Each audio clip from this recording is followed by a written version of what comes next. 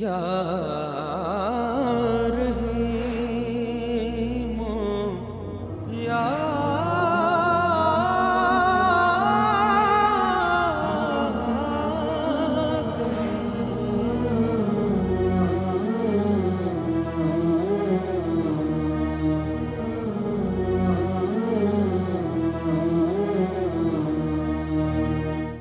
اعوذ باللہ من الشیطان الرجیم بسم اللہ الرحمن الرحیم اللہم صلی علی سیدنا و مولانا محمد وعلی آلہ واصحابہ وبارک وسلم وصلی علیہ۔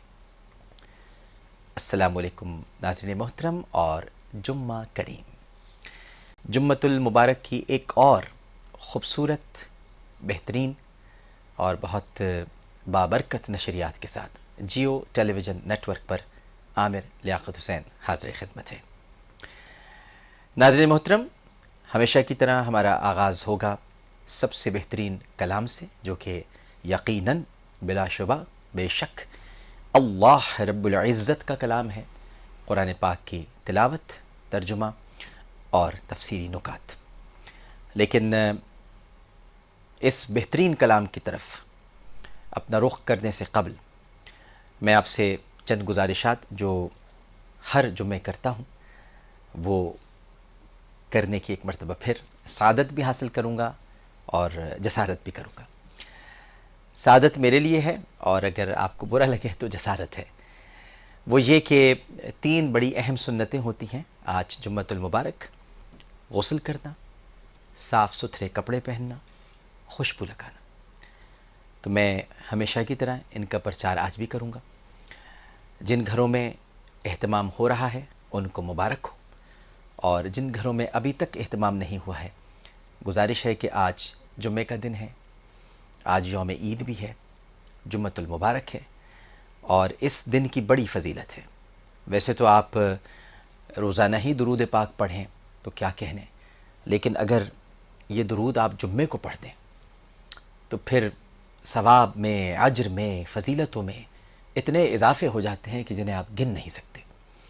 ہر کلام، ہر دعا، یہاں تک کہ قرآن پاک کی تلاوت کا بھی دگنا اجر ہے آج کے دن، لہٰذا اس دن کو غنیمت جانیے۔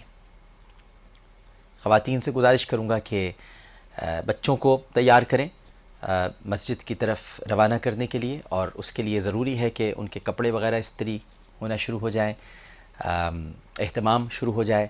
اس کے ساتھ ساتھ جو حضرات صاحبان دفاتر میں موجود ہیں، گھروں سے صبح ہی آ چکے ہیں، وہ اپنی گھڑیوں پر نگاہ رکھیں تاکہ جمعے کی نماز عین اس وقت مسجد میں نہ پہنچے کہ جب خطبہ کمپلیٹ ہو جائے اور پھر ہم لوگ باہر کھڑے رہ جاتے ہیں اور انتظار کرتے ہیں بس جگہ ملے تو ہم اندر داخل ہو جائیں۔ خطبہ بھی سننا چاہیے، اور یہ بہت ضروری ہے۔ خطبہ سننا بھی سنت ہے، بلکہ نبی کریم صلی اللہ علیہ وآلہ وسلم کی نصیحت اور احکامات میں سے ہے، تو اس کا بھی بڑا اہتمام کیجیے۔ لیکن یہ ساری باتیں تو میں آپ سے کرتا ہی رہوں گا۔ پہلے آپ کو بتا دیتا ہوں کہ ویسٹ پوائنٹ کی طرف سے جو 30,000 روپے کے گفٹ ہیمپر کا سوال ہم نے آپ سے گزشتہ جمعہ کیا تھا کہ حضرت زینب رضی اللہ تعالی عنہ کے کفن کے لیے نبی کریم صلی اللہ علیہ وآلہ وسلم نے کیا عطا فرمایا تھا، بہت سارے جوابات ہم تک پہنچے ہیں، لیکن ہنا خواجہ سیالکوٹ سے، ویسے ایک ہماری خاتون اینکر بھی ہیں ہنا خواجہ بیات، یہ وہ نہیں ہے، لیکن یہ سیالکوٹ سے ہیں ہنا خواجہ، انہوں نے اس سوال کا صحیح جواب دیا۔ بہت سارے جوابات آئے تھے لیکن قرآن اندازی کے بعد ان کا نام سامنے آیا، تو آپ کو بہت بہت مبارک ہو۔ ویسٹ پوائنٹ کی طرف سے 30,000 روپے کا گفٹ ہیمپر، اور صحیح جواب یہ تھا کہ نبی کریم صلی اللہ علیہ وآلہ وسلم نے اپنا تہبند عطا فرمایا تھا، اور یہ ارشاد فرمایا تھا کہ زینب کو اس میں کفن دے دو۔ اسی طرح سے یونائٹڈ کنگ کا جو عمرہ ٹکٹ تھا، وہ سوال بھی بڑا زبردست تھا، دلچسپ تھا کہ مردوں میں چوتھے نمبر پر کس ہستی نے اسلام قبول کیا تھا؟ اویس احمد صاحب جیکب آباد سے، ماشاءاللہ مبارک ہو آپ کو، یونائٹڈ کنگ کی طرف سے عمرے کا ٹکٹ، اور جواب میرا خیال ہے کہ بہتوں کو پتہ ہوگا، اس لیے کہ جوابات ویسے بھی بہت سارے آئے تھے۔ تو مردوں میں چوتھے نمبر پر سیدنا ابو ذر غفاری رضی اللہ تعالی عنہ نے اسلام قبول کیا تھا۔ اویس احمد صاحب آپ کو بہت بہت مبارک ہو۔ اور سوال دہرانے کے بعد ہم چلیں گے سب سے بہترین کلام کی طرف. آج کا سوال یونائٹڈ کنگ عمرہ ٹکٹ کے لیے کہ وہ کون سے صحابی ہیں جن کے قبولیت اسلام سے مسلمانوں کی تعداد 40 ہو گئی. وہ کون سے صحابی ہیں جن کے قبولیت اسلام کے بعد مسلمانوں کی تعداد 40 ہو گئی. بڑا ہی دلچسپ سوال ہے اور آسان بھی بہت ہے. اب دیکھنا یہ کہ آپ کتابیں کھولتے ہیں کہ نہیں کھولتے. جستجو ہے، لگن ہے، مطالعے کا شوق ہے، بزرگوں سے بات کرنا چاہتے ہیں، معلوم کرنا چاہتے ہیں تو ضرور معلوم کیجئے. یونائٹڈ کنگ کی طرف سے آپ عمرہ ٹکٹ حاصل کر سکتے ہیں. ہمارے ساتھ موجود ہیں جناب سید انوار حسین شاہ صاحب. ان سے میں گزارش کروں گا کہ آغاز کریں. آج ایک مرتبہ پھر تلاوت کلام پاک کی روشنی پھیلائیں. بسم اللہ کریں. السلام علیکم. السلام. کیسے مزاج ہیں آپ کے؟ خیریت سے؟ بہت بہت شکریہ، آپ ایک مرتبہ پھر ہمارے ساتھ موجود ہیں. آپ کا بھی شکریہ، آپ نے یاد کیا مجھے. بسم اللہ. اعوذ باللہ من الشیطان الرجیم.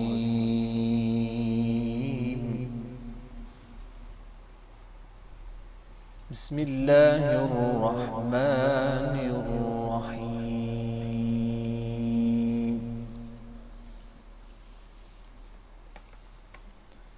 اعلموا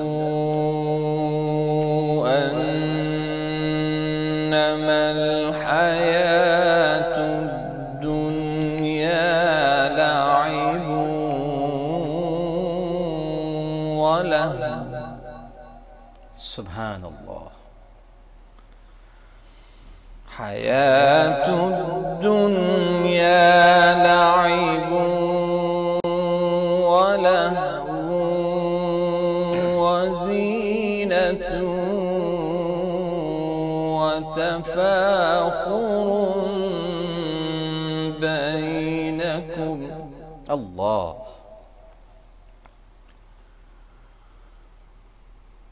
وتفاخر بينكم وتكاثر في الأموال والأولاد.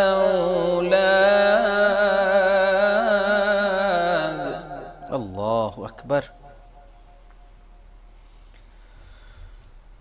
كمثل غيث أعجب الكفار نباته ثم يهيج فتراه مصفرا.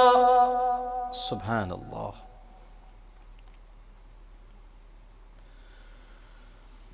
ثم يهيج فتراه مصفرا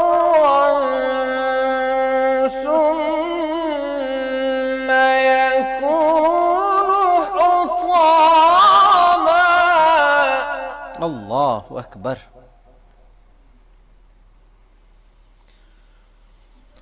وفي الآخرة عذاب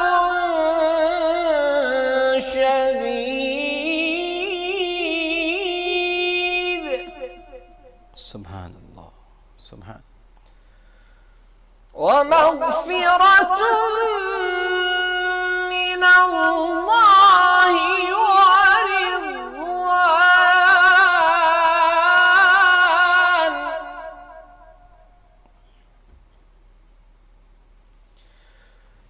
وما الحياة الدنيا إلا متاع الغرور. سبحان اللہ. سبحان اللہ.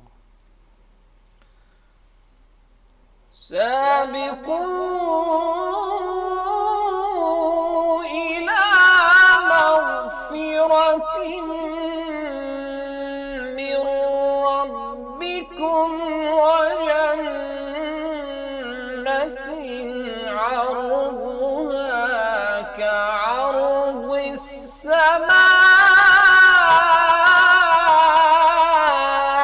والأرض. سبحان اللہ. سبحان. سابقوا إلى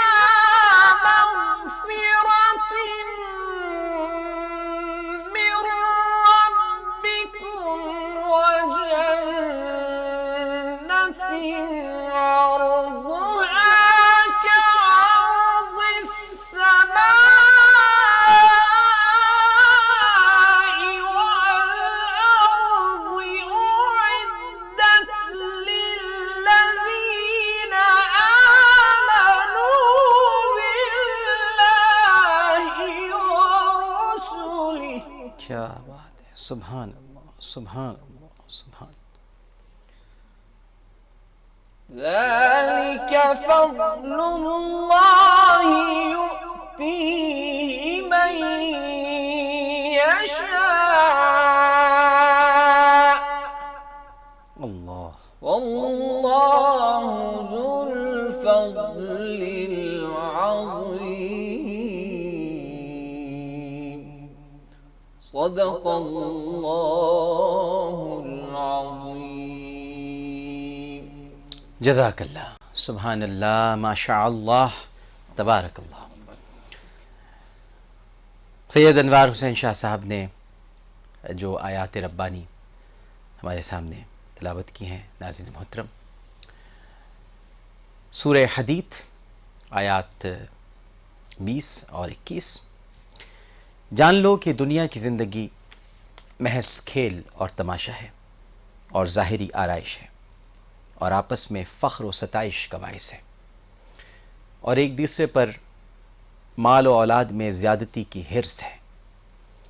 اس کی مثال بارش کی سی ہے کہ جس کی پیداوار کسانوں کو بھلی لگتی ہے، پھر وہ اپنا زور دکھاتی ہے، پھر وہ تمہارے دیکھتے ہی دیکھتے پک کر زرد پڑ جاتی ہے، اور پھر چورا چورا ہو جاتی ہے، اور آخرت میں نافرمانوں کے لیے سخت عذاب ہے، اور فرمانبرداروں کے لیے اللہ کی جانب سے بخشش اور خوشنودی ہے، اور دنیا کی زندگی دھوکے کی پونجی کے سوا کچھ نہیں ہے۔ اے بندوں، تم اپنے رب کی بخشش کی طرف تیزی کے ساتھ لپکو، اور اس جنت کی طرف بھی جس کی صرف چوڑائی ہی آسمان اور زمین کی وسعت جتنی ہے، یہ ان لوگوں کے لیے تیار کی گئی ہے جو اللہ اور اس کے رسولوں پر ایمان لائے ہیں۔ یہ اللہ کا فضل ہے، جسے وہ چاہتا ہے اسے عطا فرما دیتا ہے، اور اللہ بڑے فضل والا ہے۔ ناظرین محترم، ان پاک آیات میں پروردگار عالم نے دنیاوی اور اخروی زندگی کی حقیقت کو ہمیں سمجھایا ہے، اور ان دلچسپیوں کا تذکرہ فرمایا ہے جن سے انسان اپنی زندگی کے مختلف مراحل میں دل لگاتا ہے۔ بچپن میں ساری دلچسپی کھیل کود سے ہوتی ہے، اور جوانی کے دور میں زیب و زینت اور سجاوٹ کا شوق پیدا ہوتا ہے، اور اس زیب و زینت اور دنیا کے ساز و سامان میں ایک دوسرے کے سامنے اپنی برتری جتانے اور اس پر فخر کرنے کا ذوق ہوتا ہے۔ پھر بڑھاپے میں مال اور اولاد میں ایک دوسرے سے بڑھ جانے کو ہی انسان دلچسپی کا مرکز بنا لیتا ہے، اور ہر مرحلے میں انسان جس چیز کو اپنی دلچسپی کی معراج سمجھتا ہے، اگلے مرحلے میں وہ بے حقیقت معلوم ہونے لگتی ہے۔ بلکہ بعض اوقات انسان اس پر ہنستا ہے کہ میں نے کس چیز کو اپنی زندگی کا حاصل سمجھا ہوا تھا۔ آپ مشاہدہ کر سکتے ہیں، اگر جوان ہیں تو بچپن کی باتوں پہ ہنستے ہوں گے، اگر جوانی ڈھلنے لگی ہے تو جوانی کی باتوں پہ ہنستے ہوں گے، بڑھاپے میں پہنچ گئے ہیں تو 40 برس کی عمر کے بعد ہونے والی باتوں پہ ہنستے ہوں گے۔ یہ تو زندگی کا جزو ہے ناظرین کرام۔ آخرت میں پہنچ کر انسان کو پتہ چلے گا کہ یہ ساری دلچسپیاں بے حقیقت تھیں، اور اصل حاصل کرنے کی چیز تو یہ آخرت کی خوشحالی تھی، جسے ہم دنیا میں رہ کر محسوس نہیں کر پائے، جبکہ دنیا ہمیں دی ہی اس لیے گئی تھی کہ ہم آخرت کے لیے کھیتی باڑی کریں۔ چنانچہ آیت میں فرمایا گیا کہ دیکھ لو کہ آخرت کی زندگی حقیقی اور دائمی ہے، لہٰذا تمہیں دنیا میں رہتے ہوئے فخر و خود ستائی، ریاکاری، خود نمائی، ان تمام جذبات سے دور رہ کر، یہ تو سب عارضی ہیں، یہ تو سب فانی ہیں، ان کو اکٹھا کرنے میں کیا لگے ہوئے ہو، اور کیا ان کے بارے میں سبقت لے جانے کی کوشش کرتے ہو ایک دوسرے پر۔ صرف حق باری تعالیٰ میں مغفرت طلب کرو اور جنت کے حصول کی جستجو کرو۔ یہ تو فانی دنیا ہے، تو ایک دن ختم ہو جائے گی۔ یہاں تو صرف اعمال اپنے محفوظ رکھو، کیونکہ وہاں عمل کرنے کا وقت نہیں ہوگا۔ تو یہ معاملات میں ایک دوسرے پر سبقت لے جانے میں جلدی اور تیزی مت دکھایا کرو، بلکہ اعمال کے معاملے میں تیزی دکھاؤ، کیونکہ وہ جنت جس کا تمہیں شوق دلایا جا رہا ہے وہ اس فانی اور عارضی دنیا کے مقابلے میں کئی گنا بڑی ہے۔ اور چوڑائی کا ذکر کیا، اس کی تو چوڑائی ہی، آپ لمبائی کو تو بھول جائیے، چوڑائی ہی آسمان اور زمین کی وسعت جتنی ہے۔ صحیح بخاری اور صحیح مسلم میں حضرت ابو ہریرہ رضی اللہ تعالی عنہ سے ایک بہت ہی پیاری حدیث مروی ہے، بیان کرتے ہیں کہ نبی کریم صلی اللہ علیہ وآلہ وسلم نے ارشاد فرمایا کہ جنت میں ایک یعنی کوڑے کے برابر جگہ، یعنی ایک گز زمین دنیا اور جو کچھ دنیا میں ہے اس سب سے بہتر ہے۔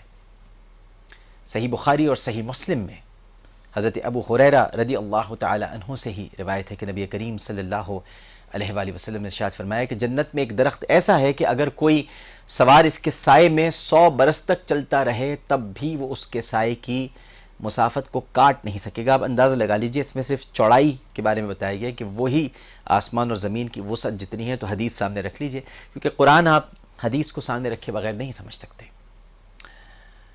جامع ترمذی میں حضرت ابو ہریرہ رضی اللہ تعالی عنہ سے روایت ہے کہ نبی کریم صلی اللہ علیہ وآلہ وسلم نے ارشاد فرمایا کہ جنت میں 100 درجے ہیں اور ہر 2 درجوں کے درمیان آسمان و زمین جتنا فاصلہ موجود ہے، جبکہ صحیح مسلم میں ہے کہ سیدنا عتبہ بن عزوان نے اپنے خطبے میں بیان فرمایا کہ ہم سے یہ ذکر کیا گیا ہے کہ جنت کے دروازے کے دونوں کواڑوں کے درمیان 40 سال کی مسافت کا فاصلہ ہے۔ کواڑ بھی کہتے ہیں، کواڑ بھی کہتے ہیں۔ تو پھر ایک ایسا بھی دن آنے والا ہے جبکہ جنت میں جانے والوں کی بھیڑ بھاڑ سے فرماتے ہیں کہ وسیع و عریض دروازے کھچا کھچ بھرے ہوئے ہوں گے۔ مشکات المصابیح میں نبی کریم صلی اللہ علیہ وآلہ وسلم کا فرمان عالی شان موجود ہے کہ سب سے ادنا درجے کے جنتی کو اس دنیا سے 10 گنا بڑی جنت عطا کی جائے گی۔ لہٰذا انسان کو چاہیے کہ وہ دنیا کی اس عارضی اور فانی زندگی کو آخرت کی حقیقی اور دائمی زندگی پر ترجیح نہ دے، اور دنیاوی معاملات میں ایک دوسرے پر سبقت لے جانے کے بجائے مغفرت کی طلب اور جنت کے حصول میں ایک دوسرے پر سبقت لے جائے۔ اللہ تعالی ہمیں عمل کی توفیق عطا فرمائے۔ بہت بہت شکریہ سید انوار حسین شاہ صاحب، آپ کا بہت ہی خوبصورت انداز میں آپ نے تلاوت کی، الحمدللہ، اور بہت اچھا لگ رہا ہے آپ کے ساتھ یہ پروگرامز کرتے ہوئے، بلکہ ہم تو سوچ رہے ہیں کہ آپ کو انشاءاللہ رمضان المبارک میں بھی زحمت دیں۔ انشاءاللہ تعالی جیسے آپ بڑی نعمت آپ کی، بڑی نعمت۔ ایک چھوٹا سا وقفہ لیتے ہیں ناظرین کرام، وقفے کے بعد دوبارہ حاضر ہوں گے، کیونکہ اس کے بعد ہمارا سیگمنٹ ہے سب سے بہترین نصیحت، یعنی نبی کریم صلی اللہ علیہ وآلہ وسلم کا فرمان اقدس۔ لیکن پہلے ایک وقفہ۔ السلام علیکم ورحمۃ اللہ۔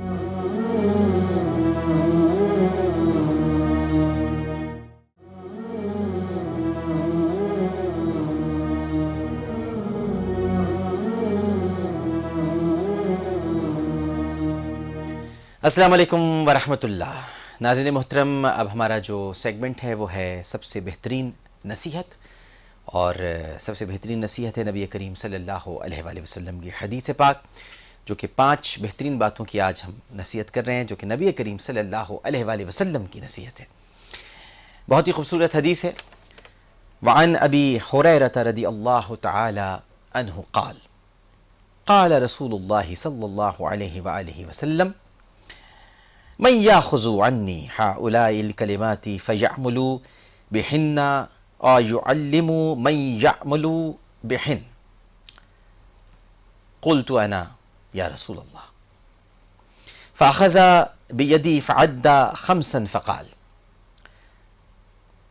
اتق المحارم تکن اعبد الناس وارضى بما قسم اللہ لك تکن اغنى الناس وأحسن إلى جارك تكن مؤمنا وأحب للناس ما تحب لنفسك تكن مسلما ولا تكسر الضحك فإن كسرة الضحك تميت القلب۔ حضرت ابو ہریرہ رضی اللہ تعالی عنہ سے روایت ہے کہ نبی کریم صلی اللہ علیہ وآلہ وسلم نے ارشاد فرمایا، کیا ارشاد فرمایا اور کتنے پیار سے ارشاد فرمایا کہ من یاخذ عنی ہؤلاء الکلمات فیعمل بہن او یعلم من یعمل بہن۔ کون ہے جو مجھ سے ان باتوں کو حاصل کرے اور ان پر عمل کرے، یا اس شخص کو سکھائے جو اس پر عمل کرے؟ قلت انا یا رسول اللہ، میں نے عرض کیا یا رسول اللہ میں ہوں۔ فاخذ بیدی فعد خمسا فقال، آپ نے میرا ہاتھ پکڑا، کیا بات ہے، سبحان اللہ، یعنی حضرت ابو ہریرہ رضی اللہ تعالی عنہ کا ہاتھ کس نے پکڑا؟ سرکار دو عالم صلی اللہ علیہ وآلہ وسلم۔ سب سے خوبصورت کلمات تو اس حدیث کے یہی ہیں، فاخذ بیدی فعد خمسا فقال، ہاتھ پکڑا اور 5 باتیں گنوائیں اور فرمایا اتق المحارم تکن عابد الناس، ان چیزوں سے اپنے آپ کو بچاؤ جن کو اللہ تعالیٰ نے حرام قرار دے دیا ہے، اور اگر تو ان سے بچے گا تو تیرا شمار بہترین عبادت گزار لوگوں میں ہوگا۔ پھر فرمایا کہ جو چیز اللہ نے تیری تقدیر میں لکھ دی ہے اس پر تو راضی رہے، اگر تو ایسا کرے گا تو دنیا کے غنی ترین لوگوں میں تیرا شمار ہوگا۔ ورض بما قسم اللہ لک تکن اغنی الناس، ہمسائے سے اچھا سلوک کر، ایسا کرے گا تو کامل مومن شمار ہوگا۔ وَأَحْسِنْ إِلَى جَارِكَ تَكُنْ مُؤْمِنًا، اور جو چیز اپنے لیے پسند کرتا ہے دوسروں کے لیے بھی پسند کر، ایسا کرے گا تو کامل مسلمان کہلائے گا۔ اور پھر یہ بھی فرمایا کہ اور زیادہ نہ ہنس، اس لیے کہ زیادہ ہنسنا دل کو مردہ بنا دیتا ہے۔ اللہ اکبر۔ ولا تکثر الضحک فإن کثرت الضحک تمیت القلب۔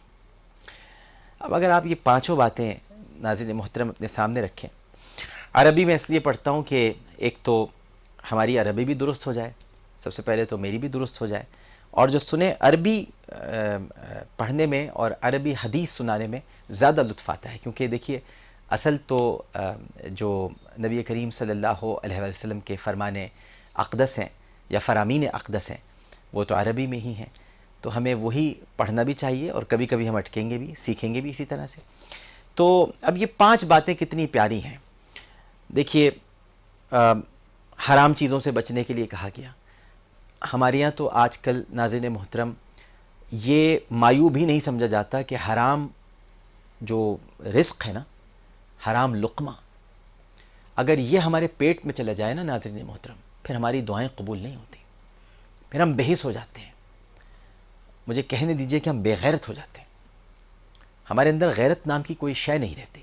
اور نبی کریم صلی اللہ علیہ وآلہ وسلم پہلی جو منزل بیان فرما رہے ہیں وہ یہ کہ حرام چیزوں سے اپنے آپ کو بچاؤ، جو حرام قرار دیا۔ سود ہے، سود حرام ہے، ہم بڑے شوق سے کھاتے ہیں۔ رشوت حرام ہے، ہم دیتے بھی ہیں اور لیتے بھی ہیں۔ غصہ حرام ہے، ہم کرتے بھی ہیں اور دلاتے بھی ہیں۔ اور بھی بہت ساری چیزیں جو حرام قرار دی گئی ہیں، ہم ان سے اپنے آپ کو بچانے کی کوشش نہیں کرتے۔ نتیجہ کیا ہو رہا ہے؟ مایوسی ہے، اضطراب ہے، کرب ہے، کسی شے میں برکت نہیں رہی ہے، اور ہمارے دل ویران ہوتے جا رہے ہیں۔ پھر آپ نے ارشاد فرمایا کہ جو کچھ بھی تمہاری تقدیر میں لکھ دیا ہے اس پر راضی رہو، اور ایسا کرو گے تو غنی ہو جاؤ گے۔ ہم خدا کی تقسیم پر راضی نہیں ہوتے، ہم اپنی تقدیر پر راضی نہیں ہوتے، قسمت کو کوستے رہتے ہیں، شکوے کرتے رہتے ہیں، ذرا سے بیمار ہو جائیں تو آسمان سر پہ اٹھا لیتے ہیں کہ ہم بیمار ہو گئے۔ ارے یہ بھی تو ایک آزمائش ہے، یہ بھی تو اللہ تعالیٰ کی طرف سے ایک بڑا ہی خوبصورت امتحان ہے جس میں ہمیں پورا اترنا چاہیے، لیکن ہم تو اپنی بیماریوں پر چلا اٹھتے ہیں، ہم اپنی تقدیر پر راضی نہیں رہتے۔ کوئی اگر ہمارے سامنے مال و دولت والا آ گیا تو ہم کہتے ہیں اس میں کیا ہے جو اس کو اتنا مل گیا، ہمیں نہیں ملا۔ کسی کے پاس گاڑی ہے تو اس کے پاس کیوں ہے، ہمارے پاس کیوں نہیں ہے؟ اور اسی وجہ سے ہم پھر غنی نہیں ہو پاتے۔ یہاں غنی سے مراد یہ کہ جب آپ تقدیر پر راضی رہیں گے تو غنی رہیں گے، غنی سے مراد خوش رہیں گے، کیونکہ آپ کو تو معلوم ہے کہ یہ قضاء و قدر کے معاملات ہیں، تقدیر کے معاملات ہیں، اس میں ہمارا آپ کا کوئی کردار نہیں ہے، اور جس نے تقدیر لکھی ہے اس سے بہترین انصاف کرنے والا کوئی نہیں ہے۔ یہ اس کا انصاف ہے، یہ اس کا عدل ہے، اور ہمیں اس سے اس کا عدل نہیں مانگنا ہے، اس سے اس کا فضل مانگنا ہے۔ پھر فرمایا کہ ہمسائے سے اچھا سلوک کر، ایسا کرے گا تو کامل مومن ہوگا. اب دیکھیے کامل مومن ہونا کتنی بڑی بات ہے، کتنے بڑے اعزاز کی بات ہے کہ کوئی کامل مومن ہو جائے. لیکن اس کے لیے آپ کو ہمسائے سے اچھا سلوک کرنا ہے.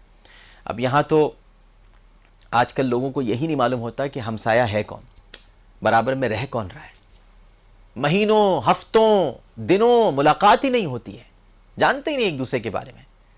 جبکہ پہلے زمانے میں ایسا ہوتا تھا، ہمارے والدین ہمیں بتاتے تھے، اور پھر کچھ ہم نے اپنی لڑکپن میں اور بچپن میں دیکھا بھی کہ باقاعدہ ٹرے سجا کرتی تھیں، گھر میں کھانے بنتے تھے تو وہ پڑوس میں جا کر دے کے آتے تھے. پڑوسیوں کے پاس ہم کئی گھنٹوں بیٹھے رہتے تھے، بلکہ امی ہمیں چھوڑ کے چلی جاتی تھیں پڑوسی کے پاس، کسی کام سے کہیں جانا ہوتا تھا، ابو کو جانا ہوتا تھا. لیکن اب تو کوئی کسی کے پاس چھوڑتا بھی نہیں ہے. بڑے شہروں میں تو پڑوس کا تصور ہی ختم ہو گیا. شاید گاؤں دیہاتوں میں اور چھوٹے شہروں میں ابھی بھی یہ روش باقی ہو، یا بڑے شہروں کے ان علاقوں میں جو گنجان آباد ہیں شاید ابھی بھی یہ محبت برقرار ہو. لیکن جو بڑے شہر ہیں ان میں تو یہ سب کچھ ختم ہو چکا ہے. جو فلیٹوں کی زندگی میں، جو فلیٹس ہیں، وہاں کہاں پڑوس ہے؟ کوئی پڑوسی نہیں، کسی کو کسی سے کوئی سروکاری نہیں. کون کس وقت آتا ہے، کون کس وقت جاتا ہے، کچھ نہیں معلوم. کھانا بھیجنا تو بہت دور کی بات ہے، کوئی تبرک بھیجنا تو کجا، ہم تو حال احوال بھی دریافت نہیں کرتے. اسی طرح فرمایا کہ جو چیز اپنے لیے پسند کرتا ہے دوسرے کے لیے بھی پسند کر، کامل مسلمان کہلائے گا. کیا اپنے دل پر ہاتھ رکھ کر بتائیے ایسا ہوتا ہے؟ آپ سب سے بری چیز نکال کر دیتے ہیں اپنی ماسی کو. اول تو ماسی نہیں کہنا چاہیے، لیکن ہمارے یہاں ماسی کہا جاتا ہے. کام کرنے والی کو آپ سب سے بری چیز دیتے ہیں جو آپ لوگ نہیں پہن رہے ہیں. بچا کچا کھانا نوکروں کے آگے رکھ دیتے ہیں. یہاں تک کہ یہ تو میں آپ کو نوکروں کے ساتھ احوال بتا رہا ہوں، اپنے قریبی رشتہ داروں کو بھی آپ اچھی چیز نہیں دیتے. غیروں سے مراسم اچھے کرنے کے لیے انہیں مہنگی چیز دیتے ہیں، رشتہ داروں کو کمتر چیز دیں گے. یا پہناوا کوئی کپڑا دے دیں گے، یا ارے بھائی یہ تو سستا والا ہے، یہ ان کی سالگرہ پہ دے دینا. ارے یہ تو بہت اتنی مہنگی چیز دینے کا ادھر کیا فائدہ، وہ کون سا ہمیں دے دیتے ہیں، ان کو تو وہ سستے پہ ہی ٹرخا دو. یہ ہم لوگ کرتے ہیں، جبکہ ہمیں وہی دینا چاہیے جو ہم خود پسند کرتے ہیں اپنے لیے. وہ دوسرے کو، اس میں ذرا نفس سے مجاہدہ ہوتا ہے نا، مقابلہ کرنا پڑتا ہے. نفس روکتا ہے، نفس کہتا ہے بھائی ابھی تو 400 روپے کا جوڑا اپنے لیے لیا ہے، 400 کا ان کے لیے بھی 800 ہو جائیں گے، تو پیسے بہت زیادہ خرچ ہو جائیں گے. 400 کا اپنے لیے لو، ان کے لیے اب لے رہے ہو تو 200 کا لے لو. پھر فرمایا کہ اور زیادہ نہ ہنسو، اس لیے کہ زیادہ ہنسنا دل کو مردہ بنا دیتا ہے. گھروں کو تو چھوڑیے، اب تو ٹیلی ویژن کے کوئی پروگرام ایسا نہیں رہ گیا جہاں منہ پھاڑ پھاڑ کے، گلے پھاڑ پھاڑ کے نہ ہنسا جاتا ہو.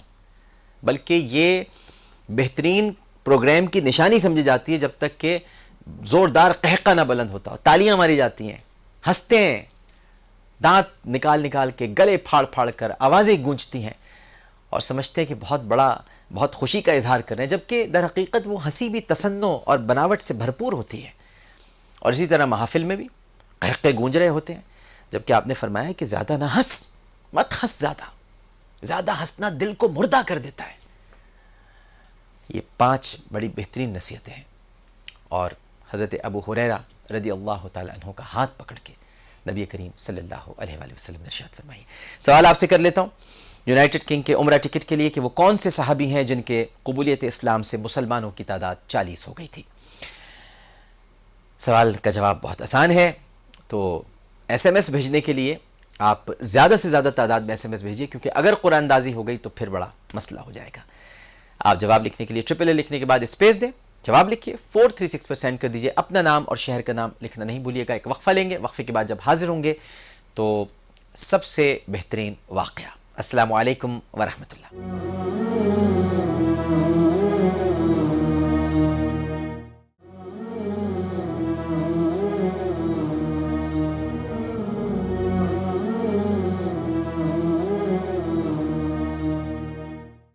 السلام علیکم ورحمۃ اللہ. اور اب ہمارا سیگمنٹ ہے سب سے بہترین واقعہ. ناظرین محترم، آج ہم ام المومنین سیدہ ام حبیبہ رضی اللہ تعالی عنہ کی ذات عرفہ و عالی شان کے بارے میں کچھ باتیں کریں گے آپ سے. ام المومنین سیدہ حبیبہ رضی اللہ تعالی عنہ کا نام رم اللہ اور کنیت حبیبہ تھی. بنو امیہ کی مشہور سردار ابو سفیان کی آپ صاحبزادی تھیں. گویا حضرت ام حبیبہ رضی اللہ تعالی عنہ حضرت امیر معاویہ رضی اللہ تعالی عنہ کی حقیقی اور سیدنا عثمان غنی رضی اللہ تعالی عنہ کی پھوپھی زاد بہن تھی۔ آپ بعثت نبوی سے 17 سال قبل مکۃ المکرمہ میں پیدا ہوئیں۔ حضرت ام حبیبہ کا پہلا نکاح عبید اللہ بن جحش سے ہوا۔ دونوں نے اکٹھے ہی اسلام قبول کیا۔ حضرت ام حبیبہ کے والد اس وقت اسلام کے سخت ترین دشمن تھے، اور آپ جانتے ہیں کہ انہوں نے مسلمانوں پر عرصہ حیات تنگ کر رکھا تھا اسلام قبول کرنے سے پہلے۔ چنانچہ نبی کریم صلی اللہ علیہ وآلہ وسلم نے جب مسلمانوں کو حبشہ کی طرف ہجرت کرنے کی اجازت دی تو عبید اللہ بن جحش اور حضرت ام حبیبہ رضی اللہ تعالی عنہ بھی دوسرے مسلمانوں کے ہمراہ جحش کو ہجرت کر گئے۔ جحش پہنچنے کے چند دن بعد عبید اللہ مرتد ہو گیا اور عیسائی مذہب اختیار کر کے شراب نوشی شروع کر دی۔ حضرت ام حبیبہ رضی اللہ تعالی عنہ نے شوہر کو بہت سمجھایا کہ کیوں اپنی عاقبت خراب کرتے ہو، لیکن اللہ جل مجدہ نے اس کے دل پر مہر لگا دی تھی، کوئی اثر نہ ہوا، اور مسیحیت کی حالت میں ہی رندانہ زندگی بسر کرتے ہوئے وفات پائی۔ نبی کریم صلی اللہ علیہ وآلہ وسلم کو جب عالم غربت میں حضرت ام حبیبہ رضی اللہ تعالی عنہا کے بیوہ ہونے کی اطلاع ملی تو رسول اللہ صلی اللہ علیہ وآلہ وسلم نے ان کے ایام عدت پورے ہونے کے بعد حضرت عمر بن امیہ بن زمری کو نجاشی یعنی شاہ حبش کے پاس اس غرض کے لیے بھیجا کہ وہ حضور صلی اللہ علیہ وآلہ وسلم کی طرف سے ام حبیبہ رضی اللہ تعالی عنہ کو نکاح کا پیغام دے۔ نجاشی نے اپنی ایک لونڈی کے ذریعے سے نبی کریم صلی اللہ علیہ وآلہ وسلم کا پیغام نکاح حضرت ام حبیبہ رضی اللہ تعالی عنہ کو بھیجا۔ انہیں بے حد مسرت ہوئی۔ اظہار تشکر کے طور پر لونڈی کو چاندی کے 2 کنگن اور نقری انگوٹھیاں عطا کیں، اور حضرت خالد بن سعید بن العاص رضی اللہ تعالی عنہ کو اپنا وکیل مقرر کیا۔ شام کو نجاشی نے حضرت جعفر بن ابو طالب رضی اللہ تعالی عنہ اور دوسرے مسلمانوں کو بلا کر خود نکاح پڑھایا۔ رسم نکاح سے فراغت کے بعد حضرت خالد بن سعد نے سب کو کھانا کھلا کر رخصت کیا۔ نکاح کے بعد حضرت ام حبیبہ رضی اللہ تعالی عنہ بذریعہ بحری جہاز مدینہ منورہ پہنچی۔ نبی کریم صلی اللہ علیہ وآلہ وسلم ان دنوں خیبر کی مہم پر تشریف لے گئے تھے۔ حضرت ام حبیبہ رضی اللہ تعالی عنہ سے شادی کے بعد نبی کریم صلی اللہ علیہ وآلہ وسلم مکے سے اپنے سب سے بڑے مخالف شخص یعنی ابو سفیان کے داماد بن گئے تھے۔ یہ اس وقت تک اسلام نہیں لائے تھے، چنانچہ تاریخی طور پر ثابت ہے کہ شادی کے بعد ابو سفیان کی اسلام کی مخالفت میں خاطر خواہ کمی واقع ہوئی، حتیٰ کہ فتح مکہ کے بعد ابو سفیان بھی ایمان لے آئے۔ نبی کریم صلی اللہ علیہ وآلہ وسلم کی متعدد شادیوں کی وجہ یہی تھی، جس کو ہم تعدد ازواج کا جو سوال اٹھتا ہے اس کا بیان آپ کے سامنے اگر کریں، وہ یہ کہ وہ ہمارے آقا صلی اللہ علیہ وآلہ وسلم ان شادیوں کے ذریعے دشمنی کو رشتہ داری میں بدل دینا چاہتے تھے، اور حضرت ام حبیبہ رضی اللہ تعالی عنہ بڑی نیک فطرت اور صالح خاتون تھی۔ وہ ایسے وقت میں ایمان لائی ناظرین محترم جب ان کے والد دشمنان اسلام کے قائد تھے۔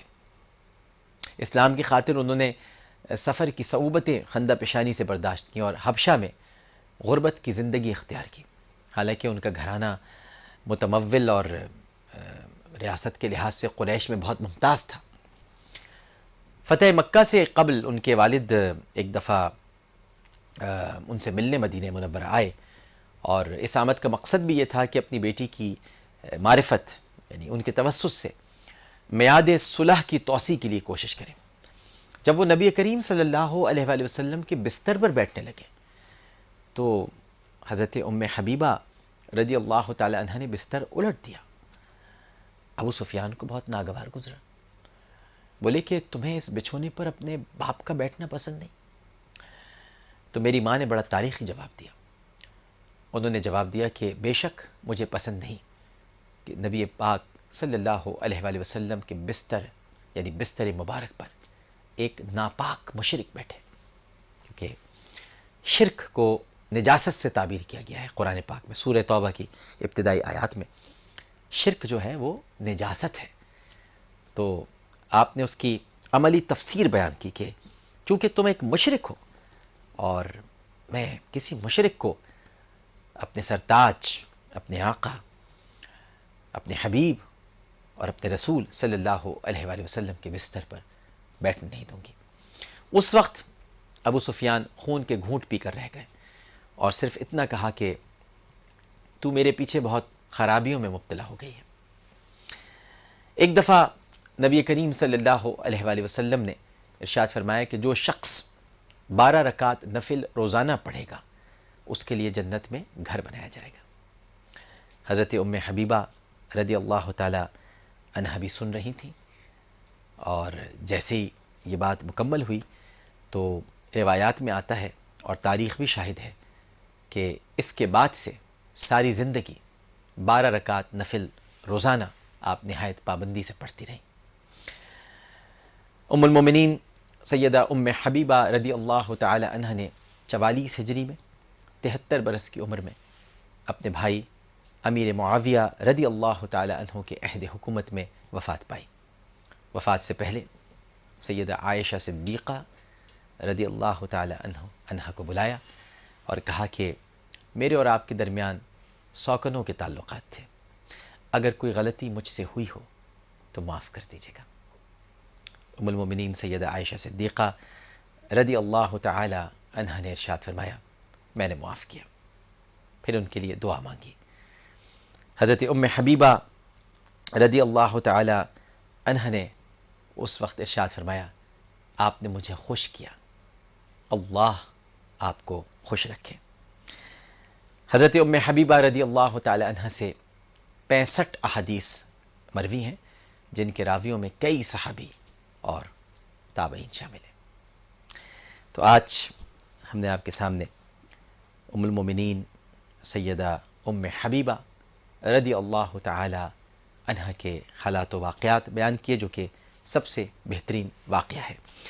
ایک چھوٹا سا وقفہ لیں گے اور وقفے کے بعد جب ہم حاضر ہوں گے تو پھر سب سے بہترین عقیدت اور پھر اس کے بعد خطبہ۔ لیکن پہلے ایک وقفے میں جانے سے قبل میں 2 سوالات آپ کے سامنے رکھ دیتا ہوں۔ پہلا سوال تو یونائٹڈ کنگ عمرہ ٹکٹ، وہ کون سے صحابی ہیں جن کے قبولیت اسلام سے مسلمانوں کی تعداد 40 ہو گئی؟ وہ کون سے صحابی ہیں جن کے قبولیت اسلام سے مسلمانوں کی تعداد 40 ہو گئی؟ ناظرین محترم، اس سوال کے جواب میں مرد حضرات بھی شریک ہو سکتے ہیں، خواتین بھی، بچے بھی، بزرگ سبھی شریک ہو سکتے ہیں۔ تو ٹرپل اے لکھنے کے بعد اسپیس دے کر 436 پر آپ سینڈ کر دیجئے اور اپنا نام اور شہر کا نام لکھنا نہیں بھولیے گا۔ اگر آپ سمجھتے ہیں آپ کا جواب درست ہے تو پھر ایک SMS نہیں بلکہ زیادہ SMS بھیجیے گا تاکہ قرآن اندازی میں آپ شامل ہو سکیں۔ لیکن اب جو سوال میں آپ سے پوچھنے جا رہا ہوں اس کے بعد، جو ویسٹ پوائنٹ کی طرف سے ہے 30,000 روپے کے گفٹ ہیمپر کا، اس میں صرف خواتین ہی شرکت کر سکتی ہیں۔